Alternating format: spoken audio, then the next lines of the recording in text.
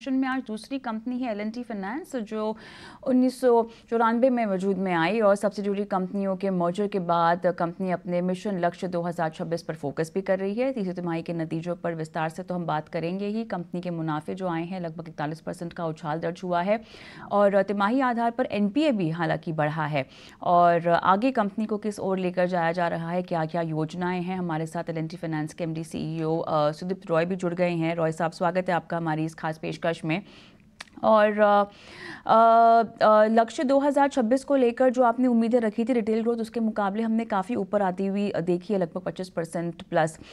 लेकिन इसके पीछे जो सेगमेंट्स जो कंट्रीब्यूट कर रहे हैं वो कौन कौन से हैं, क्या कहेंगे आप? और जो ग्रोथ देखी जा रही है वो कितनी बरकरार रह सकती है?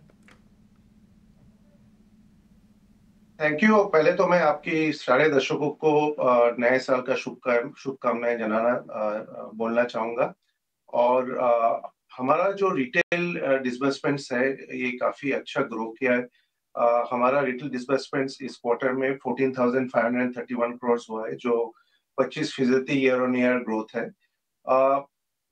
आपको जैसे पता है, हमारे सारे सेगमेंट्स हैं। हमारे मेन सेगमेंट्स है रूरल बिजनेस फाइनेंस, हमारे सेगमेंट्स है टू व्हीलर्स, हमारे सेगमेंट्स है ट्रैक्टर फाइनेंस और फार्मर फाइनेंस जिसको हम कहते हैं।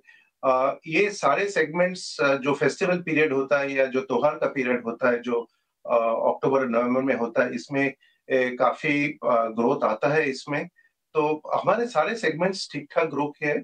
तो जो 25% का जो आपको जो ईयर ऑन ईयर ग्रोथ दिख रहा है, ये सारे सेगमेंट से आए हैं। और हमको लगता है कि हम ये ग्रोथ रेट, जैसे हमने हमारा लक्ष्य स्ट्रेटेजी में हमने बोला है कि हम 25% CAGR हम ग्रोथ देंगे इन और रिटेल डिसबर्समेंट्स। हमको लगता है कि हम ये ट्रेजेक्टरी हम मेंटेन कर पाएंगे आगे जाते हुए। अगली तिमाही में हम जा रहे हैं, इसको लेकर आपकी क्या क्या उम्मीदें रहेंगी? जो मोमेंटम है वो अगर बरकरार रहेगा तो आंकड़ों के लिहाज से किस तरह के आंकड़े आ सकते हैं? 30% रिटेल ग्रोथ क्या साल के अंत तक कहना गलत होगा? देखिए, हमारा कोशिश तो रहेगा जितना अच्छा करें हम, लेकिन गाइडेंस के तरह से हम बताएंगे कि हमने जो टारगेट हमने लिया है और हमने जो टारगेट डिक्लेयर किया है एज पार्ट ऑफ लक्ष्य 2020 स्ट्रेटजी, जो 25% ग्रोथ है ईयर ऑन ईयर, उस पे हम स्टेडफास्ट रहेंगे। अगर अच्छा डिसबर्समेंट हुआ और उससे बेहतर नंबर हुआ तो that will be an added surprise.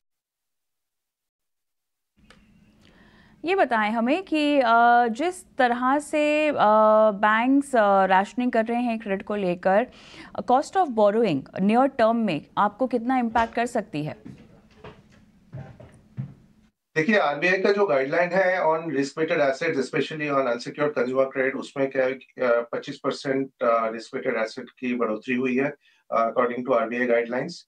उसके कारण ऑब्वियसली कॉस्ट ऑफ फंड्स पे थोड़ा इम्पैक्ट पड़ेगा। हमने कैलकुलेट किया है कि अगले एक साल में हमारे कॉस्ट ऑफ बोरोइंग्स पे मैक्सिमम 10 से 12 बेसिस पॉइंट्स की इम्पैक्ट होगा, एक्स्ट्रा इम्पैक्ट होगा। तो हम जो अभी जो करंट कॉस्ट ऑफ फंड्स है उससे हम 10 से 12 पॉइंट, जैसे जैसे हमारा लायबिलिटीज रिप्राइस होते जाएगा, ये इम्पैक्ट शायद आएगा 10 से 12 बेसिस पॉइंट्स तक। लेकिन हमको ये भी उम्मीद है कि अगर इन्फ्लेशन स्टेबल रहा और आरबीआई के एक्सपेक्टेशन के सॉर्ट ऑफ दायरे में आया, तो अगर डाउनवर्ड रेट साइकिल भी चालू होता है तो हमको वहां पे काफी रिलीफ मिल सकता है। अगर डाउनवर्ड रेट साइकिल चालू हुआ तो जिसमें ये जो 10 से 12 बेसिस पॉइंट्स का जो एडिशनल कॉस्ट है वो न्यूट्रलाइज होने का। सुनीता जी, बहुत बहुत धन्यवाद, आपने समय निकाला और नतीजों पर हमसे बातचीत की।